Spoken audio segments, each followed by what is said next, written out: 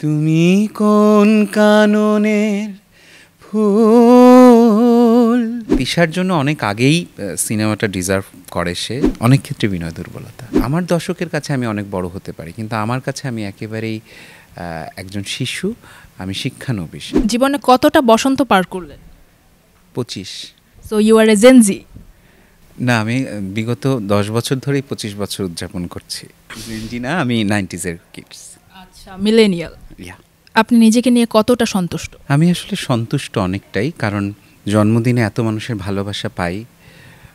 শুধু জন্মদিনে না, সারা বছরব্যাপী ভালোবাসা পাই, শ্রদ্ধা পাচ্ছি, সম্মান পাচ্ছি, এবং নিজে যে কাজটা করতে চাই সেই কাজটা নিয়ে যাপন করছি। তো আমি অনেকটাই সন্তুষ্ট। এত ভিড়, এত ব্যস্ততার মাঝে আপনার বন্ধু ইমন চক্রবর্তী, উনি কি আপনার খোঁজ নিয়েছেন বা আপনাকে উইশ করেছেন? অবশ্যই। আমরা এখন আপনার বন্ধু ইমন চক্রবর্তীর উদ্দেশ্যে আপনার মুখনিসৃত কয়েকটা গানের লাইন শুনতে যাচ্ছি।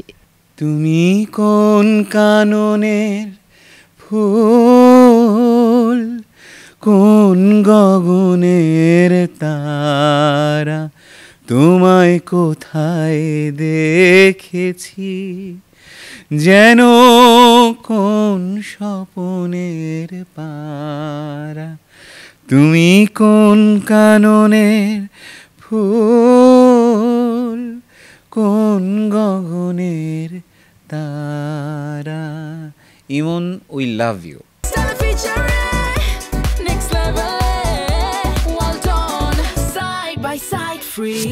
আপনার বান্ধবী তানজিন তিশা বর্তমানে ব্যস্ত আছে কিং খান শাকিব খানের সাথে নতুন একটি সিনেমা প্রজেক্টে। তো এই ব্যাপারে আপনার অনুভূতি কি? আমরা খুব খুশি। তিশার জন্য অনেক আগেই সিনেমাটা ডিজার্ভ করে, সে অনেক আগেই তার আসার উচিত ছিল, কিন্তু যেহেতু মহাসমারোহে কিং খানের সাথে আসছে, we all R waiting for this. সঙ্গীত শিল্পী হিসেবে আপনি নিজেকে 10-এ কত দিবেন? আমি সঙ্গীত শিল্পী হিসেবে একেবারেই নিজেকে 10-এ কত দেবো, 1, 2, 3। আমি মানুষ হিসেবে সার্থক হলেও আমি শিল্পী হিসেবে একেবারেই নিজেকে শিশু বলে দাবি করব। আপনি শিশু বলে নিজেকে দাবি করছেন, এটাকে আমরা বিনয়ের চোখে দেখছি যে আপনি যথেষ্ট বিনয়ী, এজন্য নিজেকে 10-এ 1, 2, 3 দিচ্ছেন। কিন্তু এইভাবে কি আপনি আপনার ভক্তকুলের তাদের পছন্দকে প্রশ্নবিদ্ধ করছেন না 10-এ নিজেকে 1, 2, 3 দিয়ে?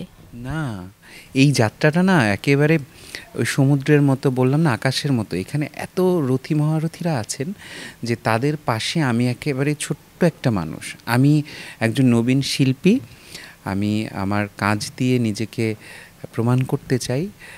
আমার দর্শকের কাছে আমি অনেক বড় হতে পারি, কিন্তু আমার কাছে আমি একেবারেই একজন শিশু, আমি শিক্ষানবিশ। আপনার নিজের বিষয়ে কোন দিকটা নিজের সবচেয়ে বেশি অপছন্দের? আমার বিনয়, অনেক ক্ষেত্রে বিনয় দুর্বলতা। বিনয়ের মতো দুর্বলতা কাটিয়ে উঠতে আমাদের কোন পন্থা অবলম্বন করা উচিত?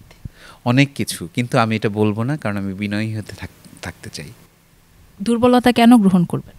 কিছু দুর্বলতা থাকা ভালো। আপনি সঙ্গীত জগতে রাবীন্দ্রিক ধাঁচ কেন বেছে নিলেন? আমি সব ধরনের গানই গাইতাম। একটি রিয়েলিটি শো থেকে আমার আসা, ওখানে রবীন্দ্রসঙ্গীত গাইলাম। তখন শ্রোতারা বেশ রবীন্দ্রসঙ্গীত পছন্দ করলো। আমার 4টে অ্যালবাম বেরিয়েছিল, সিডি, 2012-13-তে। 4টেই বাংলা থেকে বেস্ট সেলার ছিল।